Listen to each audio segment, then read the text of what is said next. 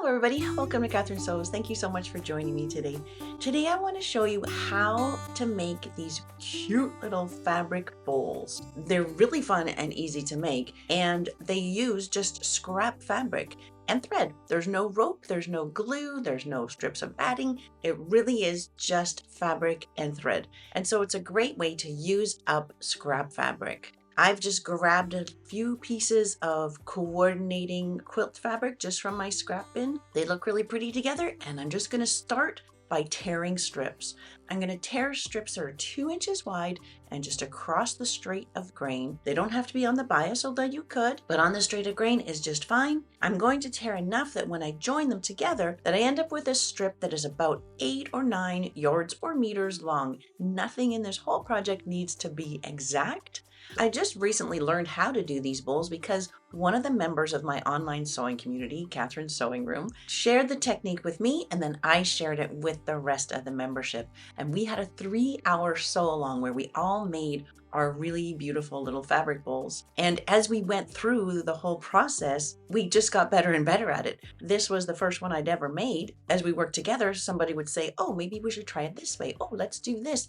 And as the process went along, it just got better and better. So I want to show you the final process of what I think is a really nice, easy, and fun way to make these bowls. So if that sounds like fun to you, let's just get busy. So for each of my pieces of fabric, I'm going to start by tearing an edge, just so I know that my tear is right exactly along the grain.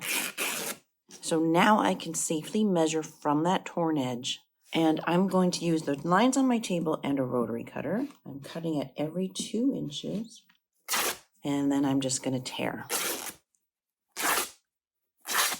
I'll also cut or tear off any selvages.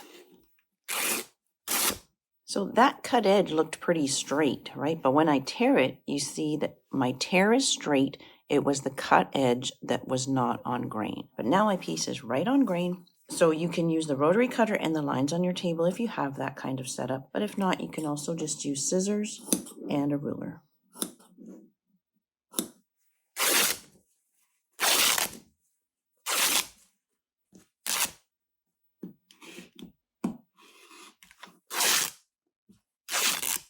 And if my piece gets to be a little too skinny, I can go a little less than 2 inches, but not too much, so I'll cut that off there. So I'm just going to keep tearing until I've got a good handful of pieces that will hopefully end up being about that 8 or 9 meters long. Awesome. So I'm going to start with this. If I don't get to my 8 or 9 meters, I can always add on with some of my extra fabric. So let's just go straight to the machine and I'll show you how we're going to join these together. I've got my whole pile of strips here, and I'm going to take the first one and lay it on my machine right side up. I'll take a second strip and lay it right side down against it. So they are right side together. And now I'm going to sew corner to corner straight across this corner. Not this way. That gives you more like a picture frame. This way is going to give me a straight continuous piece. So right there from corner to corner, and I'm using a good matching thread and a straight stitch.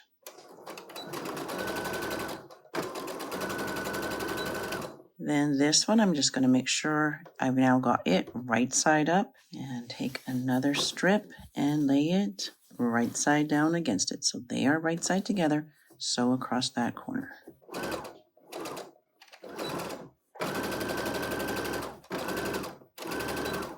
And you notice that I'm just chaining them all together, right side up. And I'm just trying to mix up the order just to create some variety. And you can use the same fabric. You can use all the same. That's completely fine. And your pieces could go the full width of the fabric. That's fine too.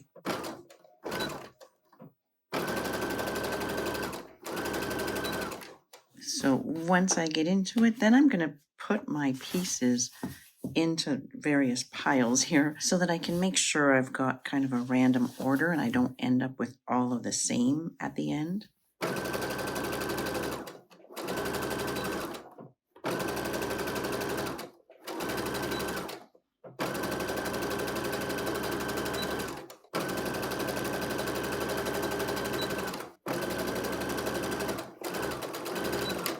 So now I snip all those apart and I can trim off the extra corner or two. So now I've got one continuous strip. It is really thready. That's because of tearing right on the straight of grain, but that to me is a small price to pay for how fast and accurate that tearing is. So I don't worry at all about those threads. They're all going to get taken care of easily. So I'm going to take this back to my table and measure the whole length. And if I don't have at least 8 yards or meters, I'm going to add on before I head to the iron. Okay, so I've got 8 yards. So now the iron, I just want to press these flat to get rid of any lasagna noodle shapes, any wiggly edges, and also to open up those seams nice and flat. Now see how this has a tiny bit of a bend? It's not perfectly straight. That is going to end up mattering 0%.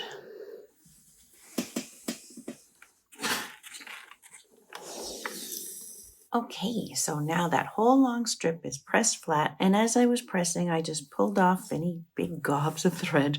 So by the time I'm done that pressing, 90% of those annoying threads are gone. So now we're going to start twisting this piece. You can start, if you like, by folding those 2 raw edges into the middle. Basically, you want to get like a lengthwise pull on it. If you have that raw edge out, that is fine. Like it's going to disappear. But if you don't like that at all, then you can turn those raw edges in.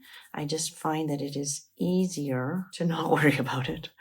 Alrighty. So I just want to start off with a bit of a twist like that. But if I start just coiling this up and keeping it flat, and I kind of want to make this coil about 2 inches across, 5 centimeters across, and just keep it flat like that and quite tight. And then I'm going to stab a few pins right through. And the direction of the twist doesn't matter. The direction of the coil doesn't matter. It does matter if you want to keep the right side of your fabric facing out. That's really the only thing that I would say you want to take some time to make sure of at this point.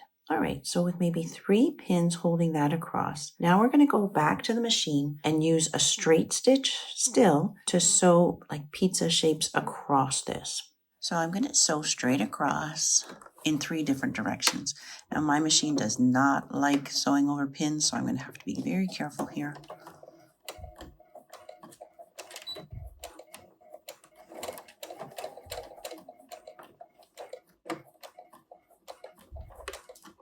So I'm just taking out those pins as I think I'm getting close to them. And change direction.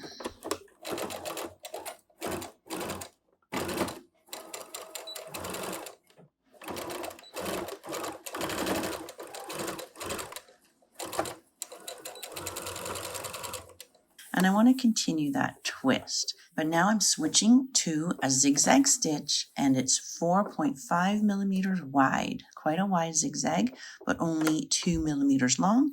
And now I want to get this center here, this space between 2 strips of fabric. I want to get that right where that notch in the center of my presser foot is. And I want to keep my eye right on that.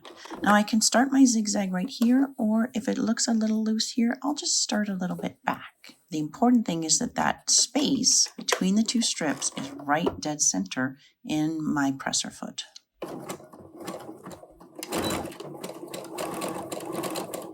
So now as I go, I'm just going to continue that twist, and my seams, because the seams are on the angle, they're really nice and easy to deal with. I can tuck in my edges, and as I say, the direction of the twist doesn't matter. In fact, I'm going to be changing the direction of the twist because as I twist here, it's becoming twisted down further along the strip, and that gets super annoying. So if you just change the direction of your twist, it solves that problem.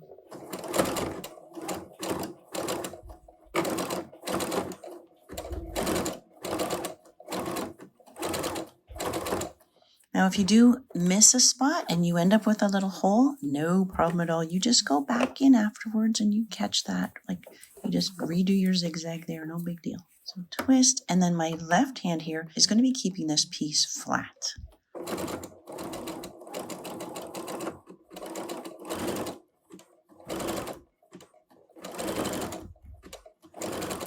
So do you see what I mean now? It's wanting to twist the other way. Well, that's fine with me.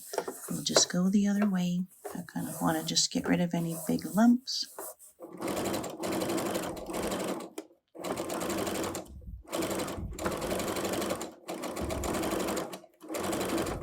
You can see here I'm kind of tucking in those raw edges, but it really isn't a big deal if the edge does come out. It's okay.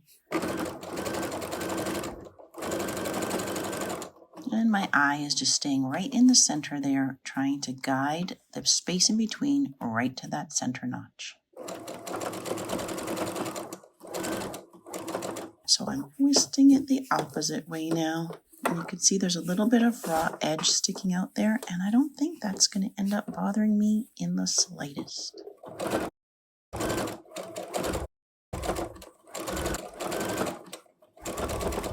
So now I'm twisting the opposite way.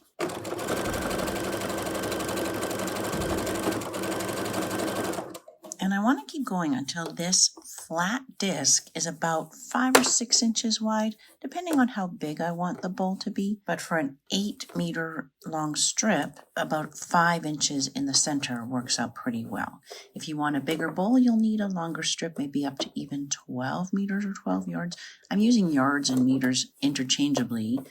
Meters are a little bit bigger, but as I say, nothing in this project has to be precise.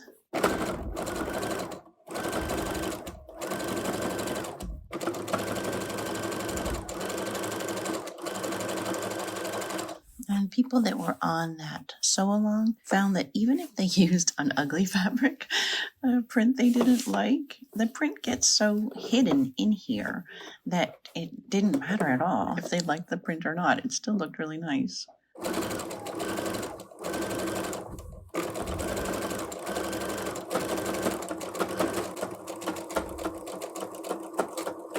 So I'll just keep going till this disc is 5 inches or about 12 centimeters across. And if I didn't already mention, I'm just using a regular universal needle. If you do use a heavier fabric, like a denim or something, then you'll need a heavier needle. Okay, so my circle is about 5 inches across now, and you can go a bit further if you want to. It just makes like a wider, flatter bowl. Can you see here right there is a space that I'm going to go back in and catch later. It's no problem at all. But at this point, I'm going to start just lifting up the side here. And I just continue on in the same way, but with this angle.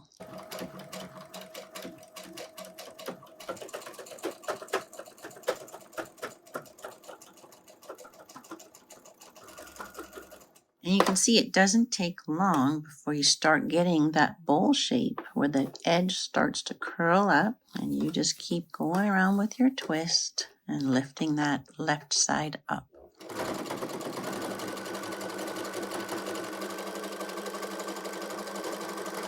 Okay, so I'm coming up to the last foot or so of my strip.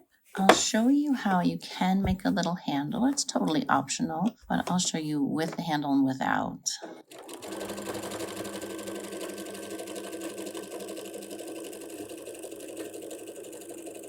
So when I've got just a few inches left, I've probably got about 7 or 8 inches left, I'm going to just drift off here and do my zigzag just on this strip.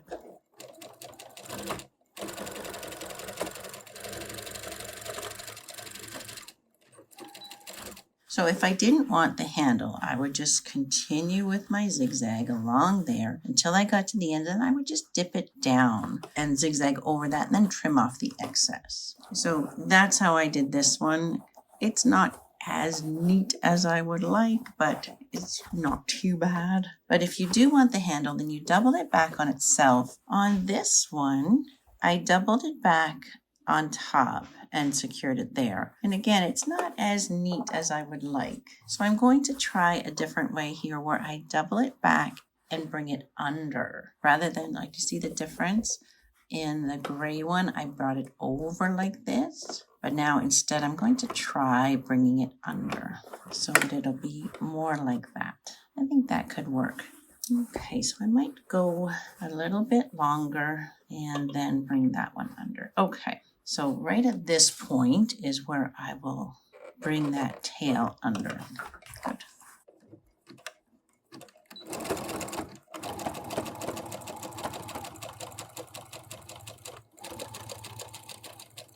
So on the tail, I'll just trim off some of the excess and I'll kind of cut it into a point, right? So it's a little bit pointy like that.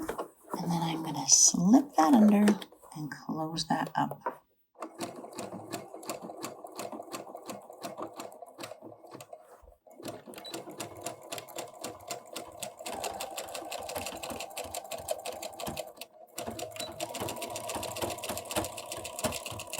That's pretty good. I think that's better than either of the other two. So we're almost done. So now I would just look for any little holes. I've already patched up a few just by going in and doing more of that zigzag stitch on top. All these threads I'm cutting are where I started and stopped a little bit of repair work. To be sure, I held it up to the light to see if I could see any more holes, and that's the best way to find them. Just hold it up to the light and you'll see little slits of light coming through. And then just go back in and get those spots. But I think I'm looking pretty sweet. I'm pretty happy with that one. And that really is all there is to it. It's just fabric and thread, twisting, zigzagging until you reach the size that you want. This seems to be a reasonable size to me. I did use up that whole length that I had, whatever it was, 8 or 9 meters or yards. As I say, nothing has to be exact on a project like this. But it just is such a neat technique. It feels really neat. It feels quite sturdy and solid. I love the little handle on this one. I feel like that one was the most successful of the 3 that I've made. This one though, I do like the color changes. That is quite nice, isn't it? Like they're all coordinating fabrics. This is left over from the Mrs. Quilty box that I had. So I do love the coordination and yet the contrast at the same time. The all gray one I think is also really, really neat and maybe a little bit more masculine, a little bit easier to blend into different decor. So it's up to you to choose whichever fabric you like, what look you want, what size you want, handle or no handle. It really is such a great gift to make. And I'd say that probably took start to finish, I'm going to say 2 hours. I hope you try that out and have fun with it. I'm so glad you were here with me right till the end. I always appreciate that. And until next time on Catherine Sews, you take care.